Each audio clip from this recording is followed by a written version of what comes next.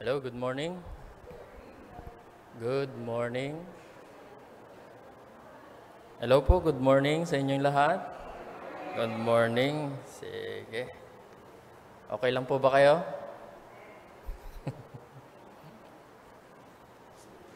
Sige po, let's start in our Sunday school.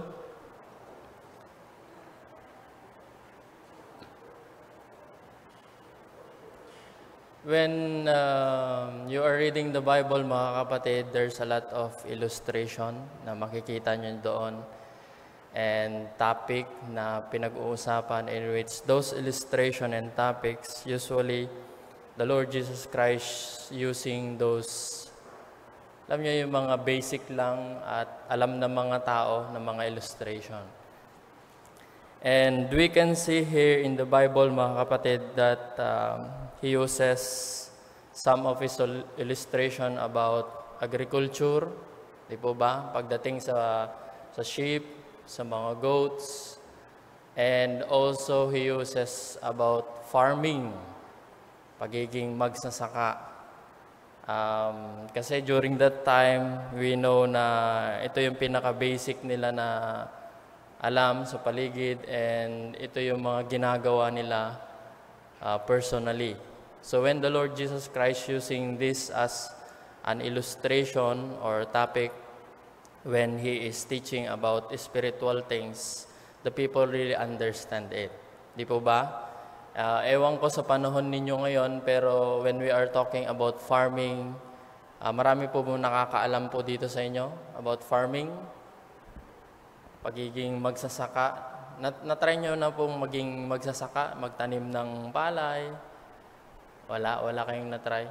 Parang natry nyo lang nagtanim ng halaman nung pandemic, natry nyo na.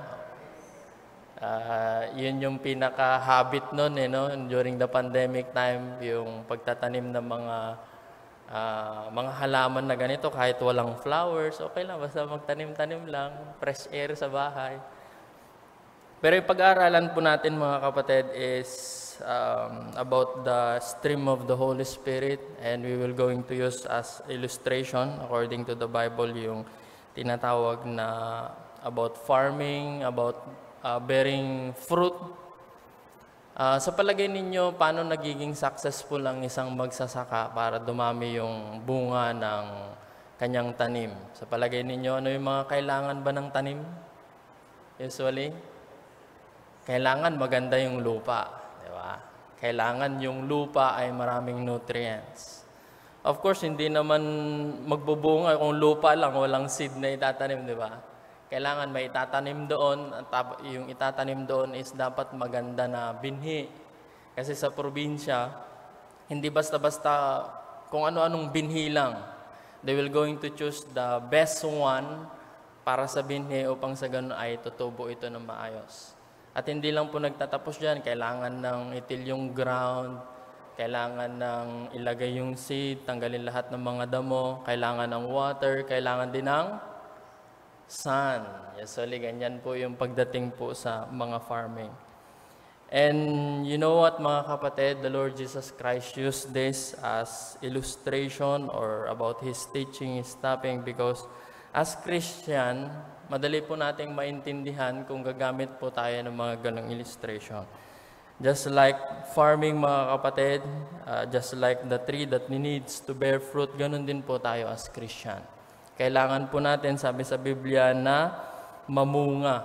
Hitik yung bunga natin as mananampalataya. And as Christian, just like a tree, kailangan po natin ng good soil. Yung heart po natin. Kailangan po natin yung seed, which is the Word of God. And also, we need the Holy Spirit who watereth us down para lumago po tayo as Christian. So, lahat po yun, mga kapatid, ay kailangan po natin. Kasi as Christian, kung wala yung mga bagay na yun, the heart, if it's not purity, without the seed, without the Word of God, without the Holy Spirit, yung life po natin as Christian po is parang halaman na mamamatay yan, madadry yan, walang magandang bunga yan, o may bunga man, paisa-isa lang. Okay? So tayo po tayong lahat, mga kapatid, and we will going to talk about this fruit fruit that produces by the Holy Spirit in the life of Christian. So punta po tayo sa Galatians.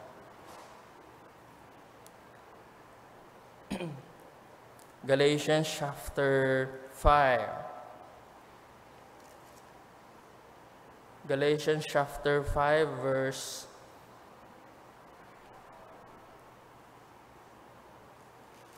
22.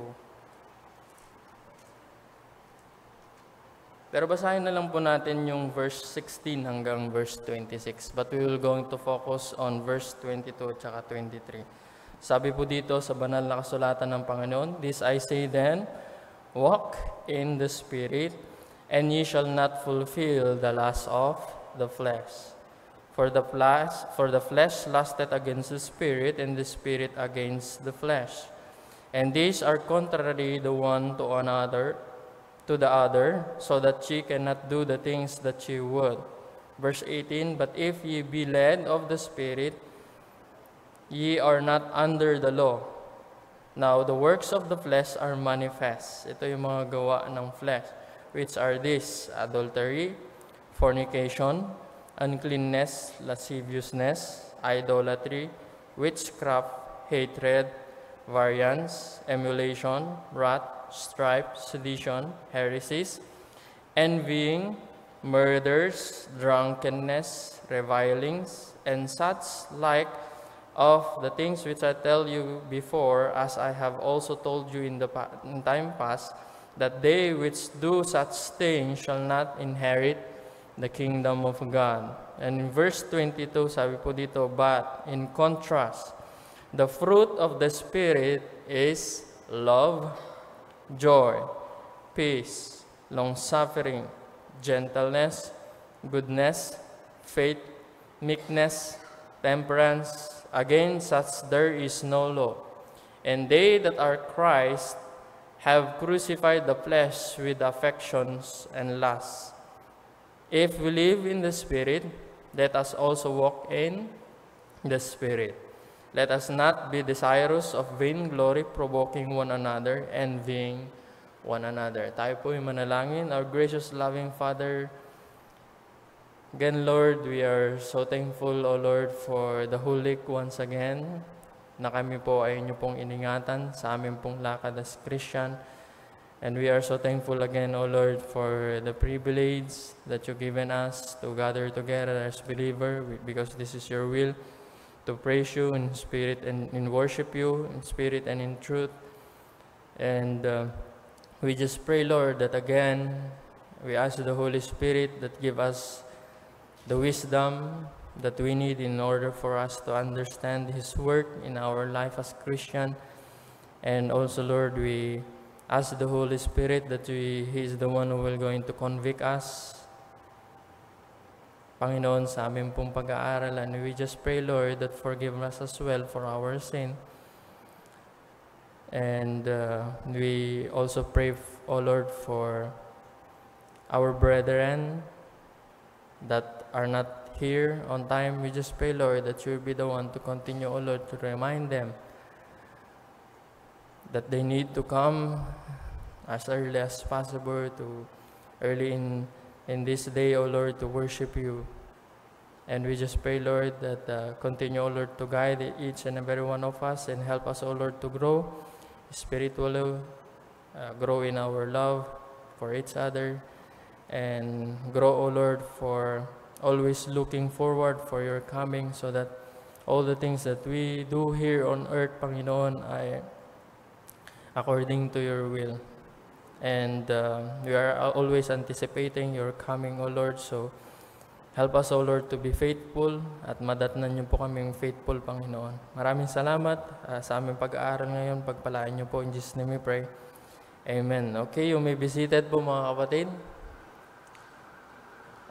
Last week, we talked about the sword of the Spirit. Diba? 2 weeks po natin pinag-aralan dan. When we are talking about the sword of the Spirit, we are talking about the Word of God. Mahalaga po yun as Christian. And we know that he uses this as metaphor, Apostle Paul, because they are known for war. Alam po nila yan pagdating sa mga gera, and they are using the sword. And here, mga kapatid, the Lord Jesus Christ again, He uses the fruit, Apostle Paul, the trees that bear fruit, mga kapatid. And pag-aaralan po natin in this part 4 ng Spirit-filled life, which is the stream of the Holy Spirit or the fruit that produced by the Holy Spirit. And we will going to see the Holy Spirit working within us, mga kapatid. Makikita po natin dito ng banal na Espiritu ay nasa atin as Christian. At dahil ang banal na Espiritu po ay nasa atin, makikita po yan sa outward. Okay? Lahat ng sinasabi natin, iniisip, the action that we are doing, mga kapatid, is because of the things na meron tayo inside. Yung Holy Spirit ay nasa atin. At lumalabas po yan. And when we are talking about fruit, mga kapatid, the Bible has a lot to say being a fruitful Christian. And the first thing that we can see here, mga kapatid, is in Matthew chapter 13. Let's go to Matthew chapter 13. Matthew chapter 13.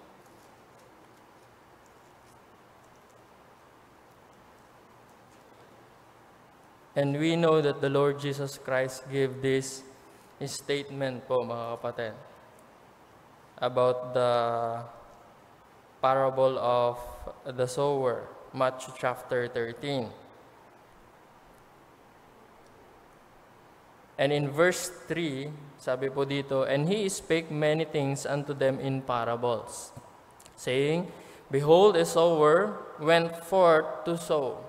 Parang isang magsasaka na maghahasik po siya ng mga seeds. "And when he sowed, some seed fell by the wayside, and the fowl came and devoured them up." So nung naghahasik na po ng seed, nandun yung wayside, mga kapatid, at nandun yung fowl at dinevour po ito. The second one is the stony place. Naihasik po doon yung seed, pero hindi masyado nag-root up at kinalaunan po ay namatay. And then the second thing, mga kapatid, third thing is yung thorny grounds. Hindi masyado lumago at nawala din. And in the eighth one, which is where we're going to focus, ang sabi po dito, verse 8, "But other fell into good ground."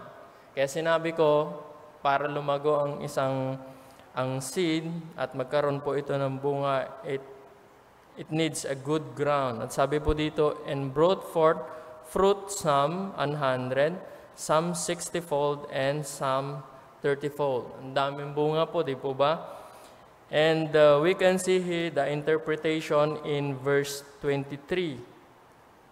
Sabi po dito, "But he that receiveth seed into the good ground is he that heareth the word of God, and understandeth it, which also beareth fruit, and bringeth forth some 100-fold, some 60, some are 30. So dito, naitanim yung seed sa good ground, at tumubo ito, lumago, at gaya po ng isang halaman, yung salita ng Panginoon ay tumubo po sa atin. Naintindihan po natin at nag-grow po tayo spiritually. Another thing that makikita po natin sa scripture is in John chapter 15.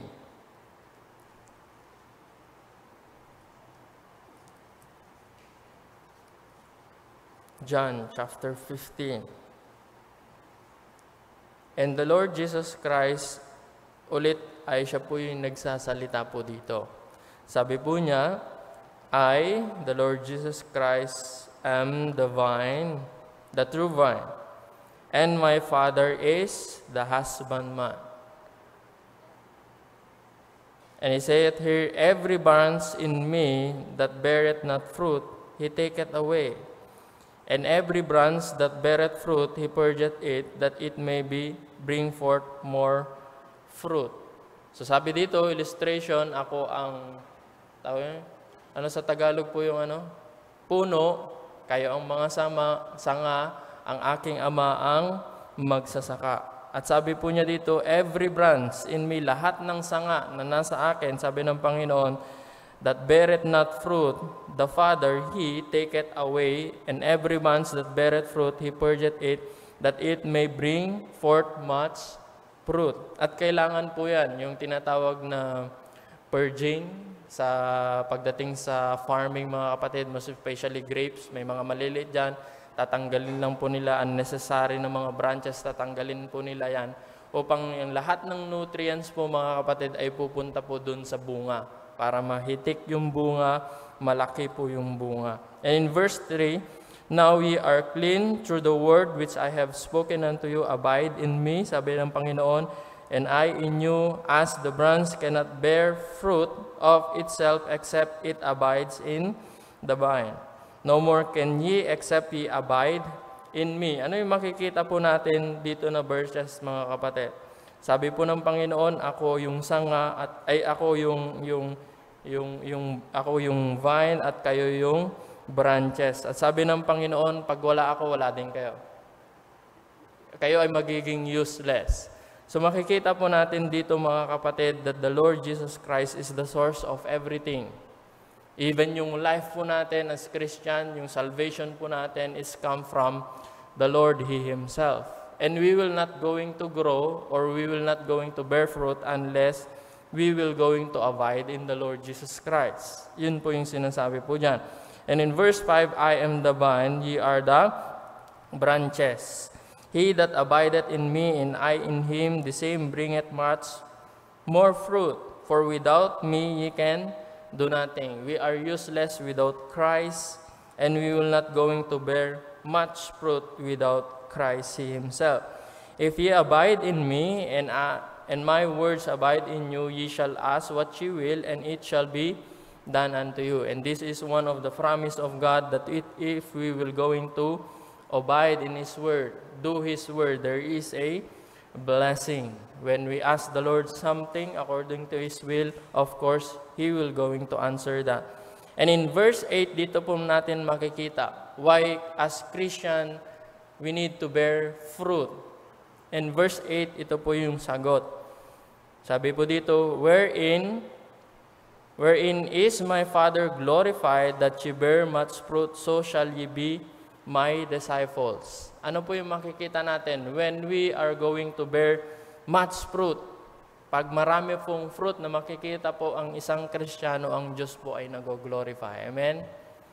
At yun po yung nais po ng Panginoon po sa atin. When we bear fruit, mga kapatid, the Lord Jesus Christ is glorified. God, He Himself is glorified, mga kapatid. And another thing na makikita po natin sa ating pong pag-aaral, when we are growing spiritually, when we bear much fruit, mga kapatid, one of the purpose of this abiding relationship and the fruitful na meron po tayo is mapapakita po yung outwardly na tayo po ay mga Christian. Ito po yung mga palatandaan na yung isang tao talaga ay Kristiyano.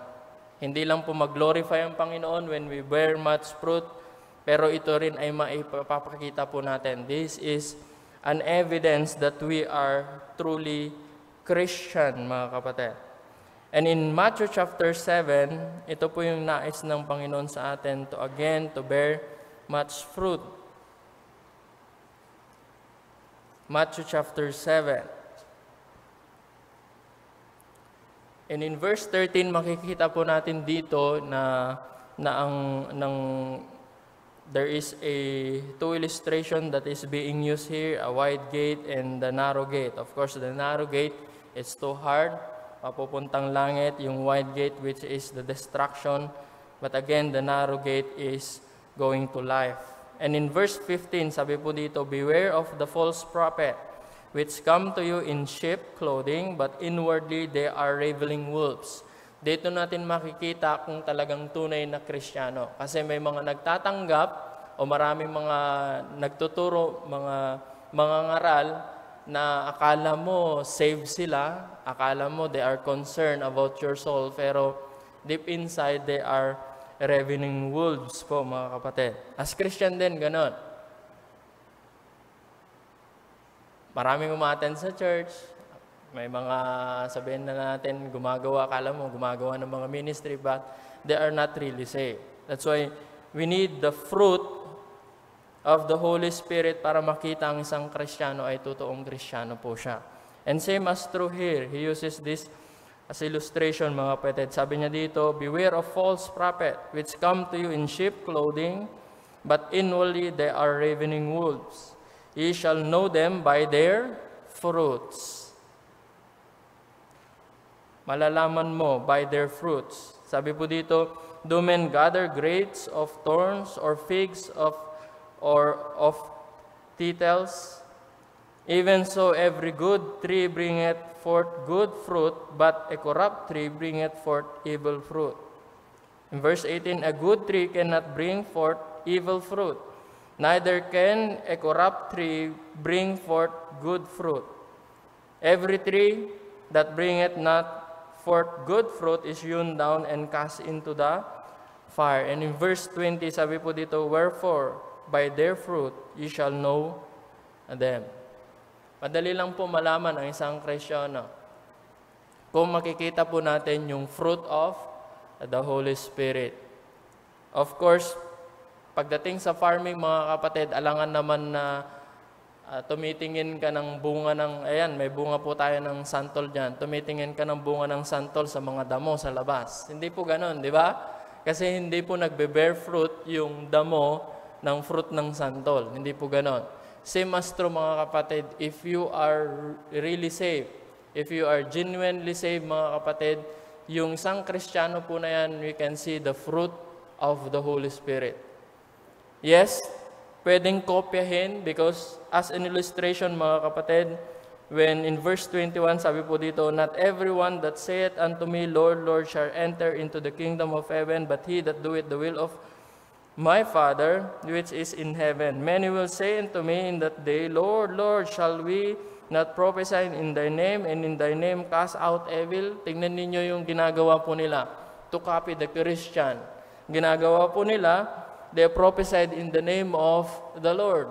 Pero actually, they are not prophet of God, He Himself. They are trying to cast out devil in the book of Acts, di ba?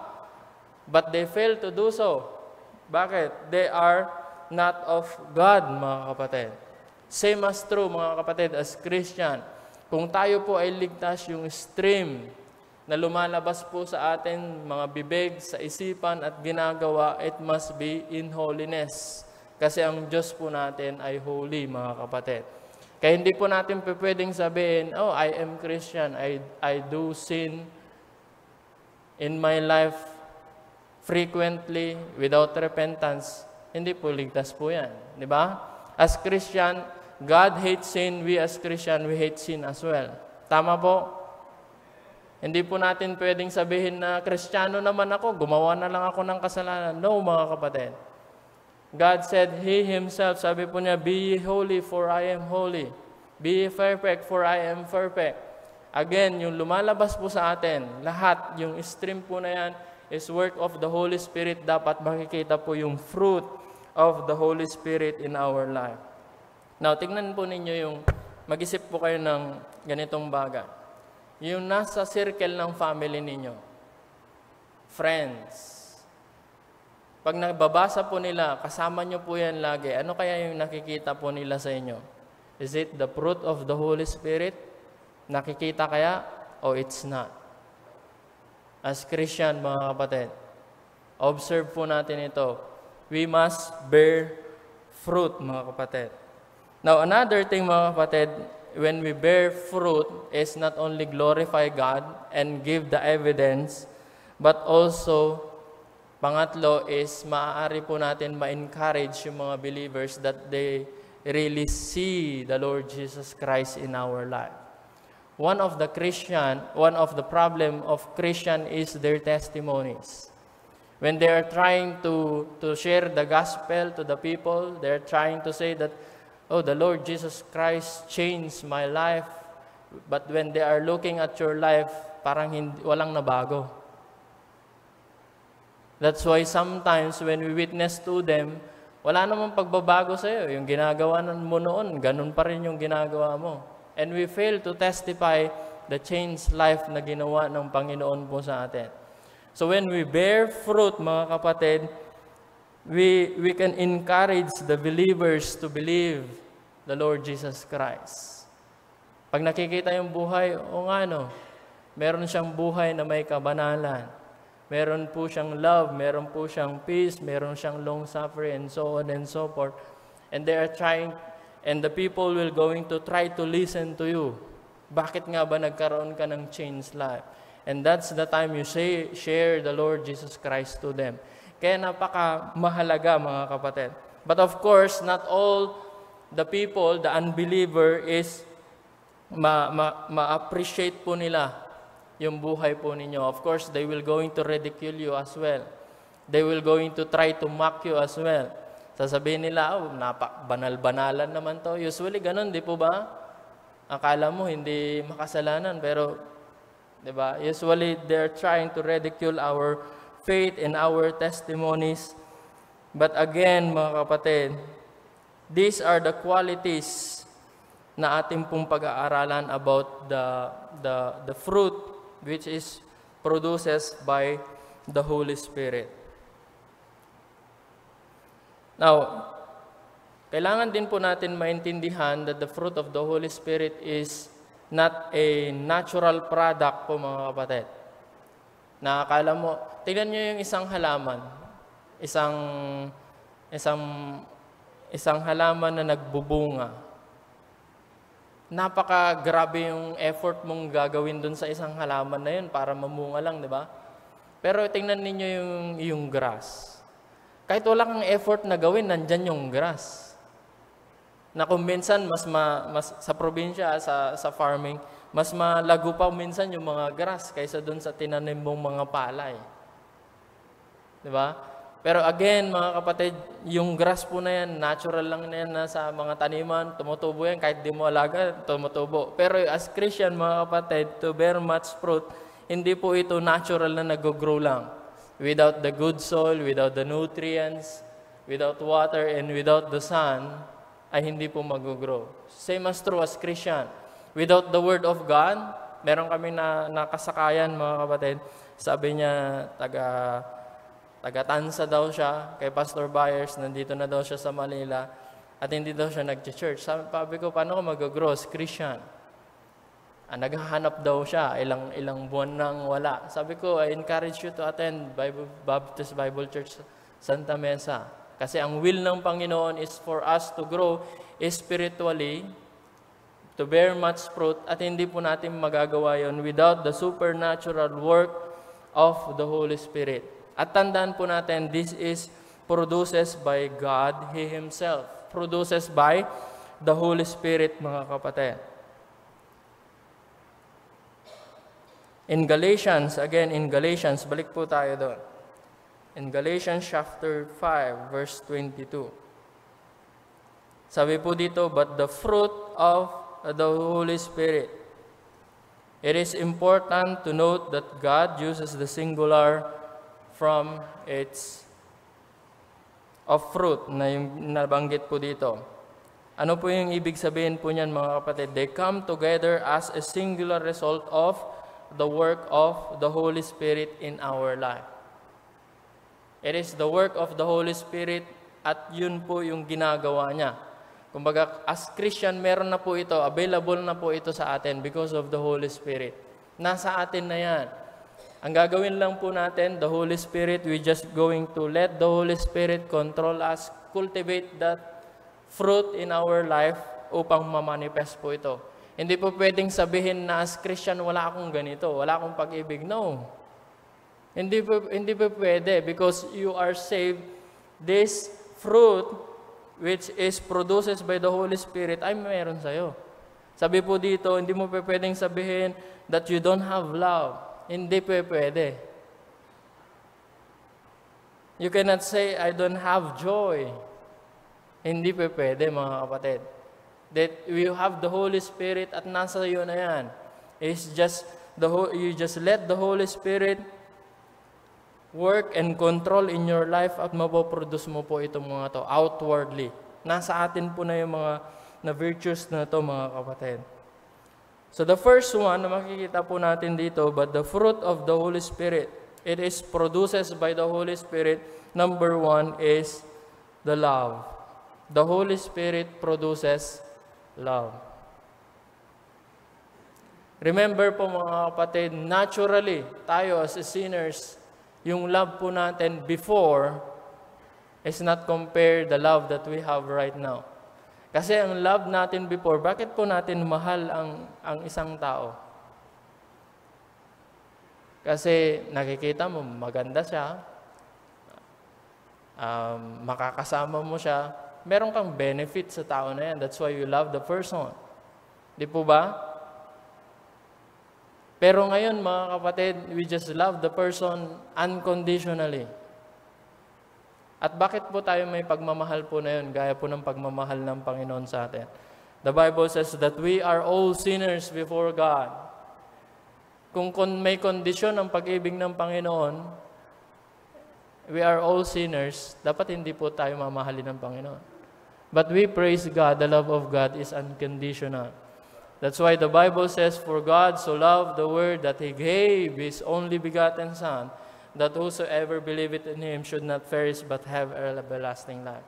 The Bible also tells that, but God commended His love toward us in that while we are yet sinners, Christ died for us. Ganyan po pagmahal ng Panginoon.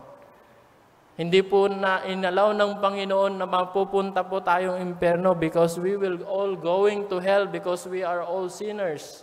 We will all going to die and separated from God eternally. But because of the love of God, mga kapatid, we have the free gift of salvation. We just accept it.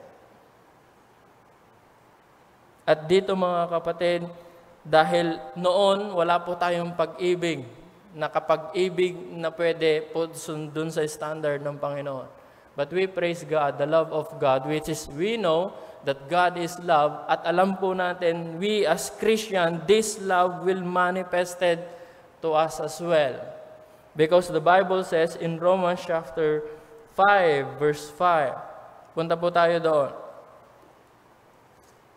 Maganda tinitingnan po natin yung root ng love. Okay? Romans chapter 5, verse 5, sabi po dito, and hope maketh not ashamed, because the love of God is shed in our hearts by the Holy Ghost, which is given unto us. So kaya na po natin umibig na gaya po ng pag-ibig ng Panginoon. This is produces by the Holy Spirit po mga kapatid. Now pagdating sa pag-ibig dito sa mundo mga kapatid, yung pag-ibig po nila ay shallow. Di po ba? Gaya po ng sinabi ko, bakit niniibig? Because you are benefiting from it. It is conditional. But we as Christian now, the love of God is being shed abroad in our heart to the Holy Ghost. Kaya din po natin na umibig unconditionally. Kaya na rin po natin umibig sacrificially, mga kapatid. And all the characteristic na meron yung pag-ibig ng Panginoon, we can able to do so. Why? Because ganun yung pag-ibig na binigay sa atin ng Panginoon. We are now able to do the first commandment of God. Ano yung first commandment ng Panginoon when it boils to two? Love the Lord thy God with all thy heart, with all my mind, with all thy soul. Love others as well. Kaya na natin pong gawin po yan, mga kapatid. Why? We have God. Pero, perfect po ba yung pag-ibig po natin? Until we are still alive, mga kapatid, yung pag-ibig po natin are still growing. That's why yung pinag-aralan po natin last time when we are looking at 1 Thessalonians chapter 3, verse 12, makita po natin dito that Apostle Paul pray for the believers that they will going to increase and abound in their love. Why? Because habang nandito pa po tayo sa mundo, ay kailangan pa rin po natin ng growth in our love. And this is produces by the Holy Spirit. And again, what kind of love is this, mga kapatid? In 1 Corinthians, very common po, no? 1 Corinthians chapter 13.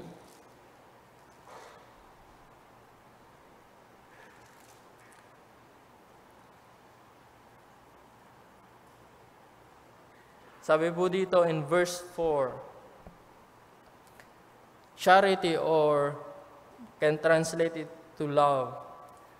Charity or love suffereth long and is kind.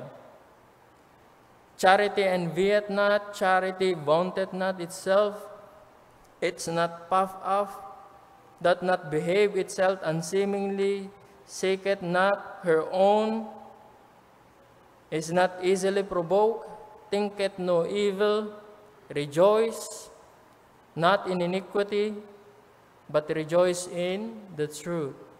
Sabi po dito, beareth all things, believeth all things, hopeth all things, endureth all things. And in verse 8, charity never faileth, but whether there be prophecies, they shall fail, whether there be tongues, they shall cease, whether there be knowledge, it shall vanish away. So makikita po natin dito, even though you are the most mature, sabihin natin if there is a most mature Christian, if we will going to look those things one by one, sino po sa atin ang kaya pong gawin ang lahat ng bagay po na ito?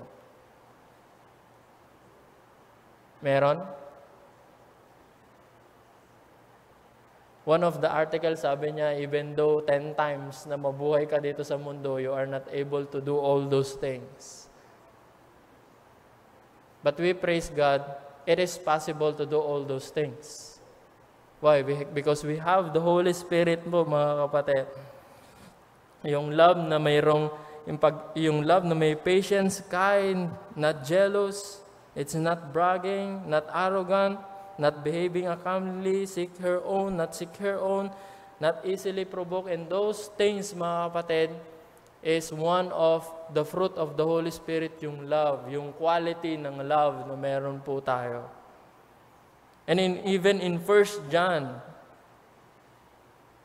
binibiro ko yung mga estudyante ko po dito sa 1 John.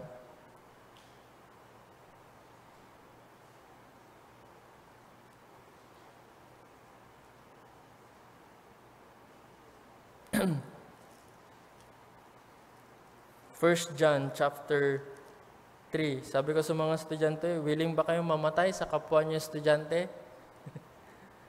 Tinitingnan nila yung isa't isa, sabi, no sir. But this is what the Lord's command. 1 John chapter 3, verse 16. Sabi po dito, whereby perceive we the love of God. And we, because He laid down His life for us. Ganyan po yung pag-ibig ng Panginoon po sa atin. He gave His life for us, mga kapatid. And we ought to lay down our life for the brethren. Tingnan po ninyo yung quality ng pag-ibig po na yan. Now, can we ask ourselves one by one, are you willing to die for your brethren? Ganyan po yung quality na nais ng Panginoon na pag-ibig. Just like the quality of His love for us. And He gave His life para po sa atin. Same as true. Kahit mamatay ka para sa mga kapatiran, that's the love, that's the kind of love na nais ng Panginoon po sa atin as Christian.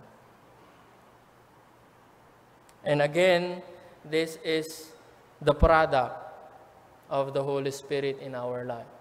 That's why we have a lot of missionaries. By the way, we support them. Bumabagsak na po yung support po natin, mission, mga kapatid. We support them. They love the Lord, they go to the mission, even they will die for Christ, they will die for those people there. We need to support them, kahit financial lang. Support them in our prayer. Pinapanalangin po ba natin yung mga yan? Mga kapatid, yung mga mission natin, pinapanalangin po ba natin sila? Sana pinapanalangin and sinusuportahan po natin sila, mga kapatid. They are willing to give their life for the Lord and they are willing to give because of their love, they are willing to give their life sa mga tao po doon para lang ma-save po sila. And this is the product of the Holy Spirit sa mga missionary po na yan. That is the product of the Holy Spirit din po sa atin as Christian. Makikitaan po tayo ng pag-ibig, just like the love of God po sa atin. Another thing na again in Galatians chapter 5, sabi po dito, but the fruit of the Spirit is love and joy. Joy. Kahit noon pa mga kapatid, and even in our present time, we are looking for a true and genuine kind of joy. Di po ba? At hinahanap po ito sa maraming bagay. Yung ligaya, di ba? That's why a lot of people, sasabihin nila na meron ka lang, maligaya ka lang sa buhay pag ikaw ay mayaman. Totoo ba yun? Sino po ba yung mga mayaman? Magturo kaya, magpangalan ako sa... Hindi, joke lang. Sino po? Sabi po dito, the true and genuine joy ay makikita lang po sa kayamanan. Now, tanong, di ba marami pong artista na mga mayaman na nagpapakamatay? Marami po ay yung mga, alam natin na mga milyonaryo, pero makikita po natin yung buhay po nila napakalungkot. And I gave you some illustration po mga kapatid, na yung joy ay hindi po makakamtan dahil po sa kayamanan o pera. One of the millionaire, mga kapatid, in America, ang pangalan po niya is si John Jacob Astor. Ewan ko kung kilala niyo, just search for it. Ano po yung sabi po niya? I quote, I am the most miserable man on earth. This is a multi-millionaire po mga kapatid in America. Another thing siguro, kilala niyo to, si John Rockefeller. May nakakakilala po sa kanya? Yan. One of the richest person then in his time. At sabi niya, I quote, I have made many millions, but they have brought me no happiness. End of his quote. Another thing, ito siguro kilala po ng lahat, si Henry Ford. Sino hindi po nakakakilala kay Henry Ford? Lahat naman po siguro kilala po natin, no? Ang sabi po niya, I quote, I was happier when I was doing a mechanic job. End of his quote. Tingnan po ninyo, we cannot really get the joy out of wealth, out of money. At makikita po natin, mga millionaire na po yung mga yan, mga dolyar na po yung mga milyon po nila. At makikita po natin mga kapatid, not only in wealth, people are searching for joy. They are searching joy for possession. Dapat naka-iPhone 16 ba yung ano? Para maligaya ka, iPhone 16. O kaya dapat naka-kotse ka, ganyan, yung mga wealth po nila, yung mga possession. O kaya dapat sikat ka para masaya ka. O kaya dapat makapangyarihan ka, nakaupo ka sa government. Or other thing mga kapatid, they are searching for joy. Yung mga bagay na material things dito sa mundo. But you know what? If you are going to search for joy on those things, it will going to disappoint you. Kasi hindi po yun pinagmumulan na genuine na joy ng isang tao. Hindi po mga material na bagay, hindi po fame, hindi po power. Hindi po sa lahat ng mga bagay po na yon. The genuine joy ay makikita lang po natin sa Diyos mismo. It is produces by the Holy Spirit po mga kapatid. At dito sa atin as Christian, even though there is suffering, there is a pain, even in death mismo, di ba? When we visited people that are sick, nasaratay na ng ang dami nakasaksak na aparato, they still have the joy. Meron pa rin po silang ngiti. Bakit po mga kapatid? Because the joy can only be found in the Lord Jesus Christ. Yung tunay na joy, mga kapatid, kahit ang circumstances ay hindi maganda, meron pa rin joy sa isang Kristiyano. Pero parang wala kayong joy. Kasi mahangot po kayong lahat. Are you happy mga kapatid? May mga problema sa mga tahanan po natin, but still we are rejoicing mga kapatid. Salvation po lamang po mga kapatid, it is enough para po mapangiti po tayo. Even in our struggle times. So next week po mga kapatid, ipagpapatuloy po natin ito. As Christian, again, the Lord wants us to bear fruit.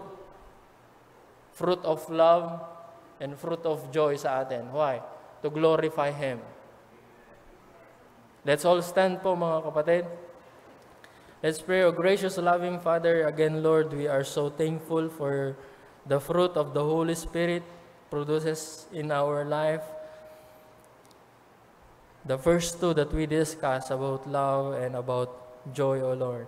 And we are so thankful, O Lord, that we are able to love those people that are unlovable because that is what you do toward us as sinners. You love us, O Lord, even though we are sinners. Jesus Christ died for our sin, buried and rose again, and we have the free gift of salvation because of your love. Just put our faith in the Lord Jesus Christ, repent of our sin. And we are so thankful, O Lord, na kami po ay nakakangiti pa rin despite of the problems around us, difficulties, we can still have the joy. And we are so thankful, O Lord, that the joy cannot be found on the material things on this earth, but the joy can only be found in the Lord Jesus Christ. Continue, O Lord, to bless us and strengthen us throughout the week, and continue, O Lord, to bless our service to follow. Guide our pastor as we preach the word, and help us, O Lord, to have the heart and mind, Panginoon, na tatanggapin ang salita na ipipreach po sa atin mamaya. Help us, O Lord, to have a spirit din po, at saka yung puso po namin and mind, as we worship you through singing and the preaching of thy word. Dalangin po namin na maging tama po ito sa inyo pong harapan. Maraming salamat po. In Jesus' name we pray. Amen. Thank you po, and God bless po everyone.